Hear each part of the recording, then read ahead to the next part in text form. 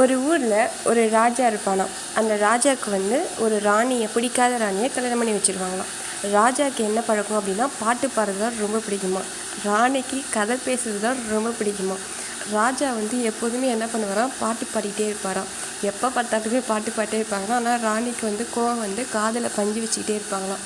உடனே அதுக்கப்புறம் திருப்பி அந்த ராஜா வந்து பாடுறதை நிறுத்தினதுக்கப்புறம் ராணி வந்து கதை சொல்லிகிட்டே இருப்பாங்களாம். ஏதாவது ஒரு கதை பேசிகிட்டே இருப்பாங்களாம். ராஜா வந்து என்ன பண்ணுவாராம், அவரும் காதில் இப்படி பஞ்சு தான் வச்சுருப்பாங்க அப்படின்னு நினச்சிட்டு இருந்தால் காதில் பஞ்சு மாதிரி வைக்காமல் அவர் கேட்கவே மாட்டாராம். எப்போ பேச போனாலும் கேட்காம வேறு ஏதாவது அப்படியே வேடிக்கை பார்த்துட்டே இருப்பாராம். அதை பற்றி என்ன சொல்கிறாங்கன்னு காதிலே வாங்கிக்க மாட்டாங்களாம். அதனால் ராணிமா கோவமாக அவங்க பக்கத்தில் போய் காதில் நின்று கதை சொல்லுவாங்களாம். இது மாதிரி ஒவ்வொரு கதையாக. அப்போ கூட வந்து ராஜா வந்து கோவமாக அப்படியே என்ன பண்ணுவாராம், அப்படியே அமைதியாக உட்காந்துட்டு அப்படியே பாட்டு பாடிட்டே இருப்பாராம் மனசுக்குள்ளேயே.